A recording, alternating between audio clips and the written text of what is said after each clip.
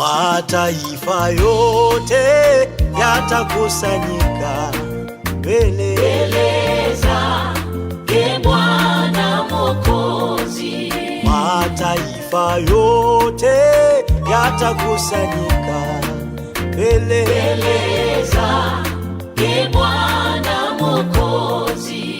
Makabila yote yatakusanyika mbele zake Bwana Mwokozi.